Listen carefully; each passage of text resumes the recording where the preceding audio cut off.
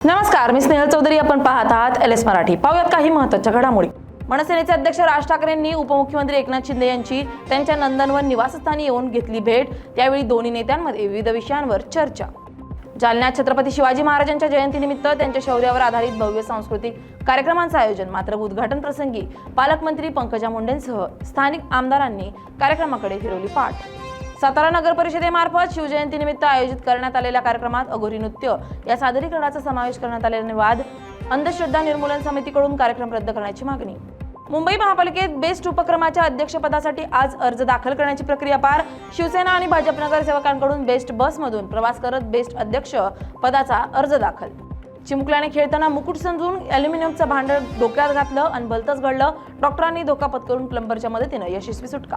जालन्यातील डाबका तांडा येथील इयत्ता 1ली ते 5वी पर्यंतच्या सर्व विद्यार्थ्यांवर मागच्या 8 महिन्यांपासून उन्हात बसून शिक्षण घेण्याची नामुष्की. मागील सप्टेंबर महिन्यात झालेल्या मुसळधार आणि वादळी वाऱ्यासह झालेल्या पावसामुळे वर्गखोली कोसळल्यानं ही वेळ. प्रशासनाचं दुर्लक्ष. नाशिकच्या चंदनपूर येथे ड्रोनच्या माध्यमातून कांद्यावर कीटकनाशक फवारणी. आधुनिक तंत्रज्ञानाचा वापर केल्यामुळे मजूर टंचाईचा प्रश्न सुटला असून वेळ आणि मेहनतीची मोठ्या प्रमाणात बचत होणार. अमरावतीमध्ये वरुड आष्टी मार्गावरील राजुरा बाजार परिसरात शिवाई बस आणि ऑटोचा भीषण अपघात. या दुर्घटनेत 6 जणांचा जागीच मृत्यू तर 4 जण गंभीर जखमी. अहिल्यानगरच्या संगमनेरमधील कुंथुनाथ सोसायटीमध्ये बिबट्याच्या पिल्ल्याचा शिरकाव.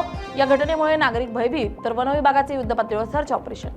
बीडमध्ये एका तरुणाची सोशल मीडियात सामाजिक तेढ निर्माण करणारी पोस्ट. या प्रकरणात पोलिसात गुन्हा दाखल, परंतु आता या तरुणाला काही जणांकडून धक्काबुक्की करत माफी मागण्यास भाग पाडल्याचा आणि त्याला उठाभाषा करायला लावल्याचा व्हिडिओ व्हायरल. या होत्या काही महत्त्वाच्या घडामोडी. पाहत राहा LS मराठी.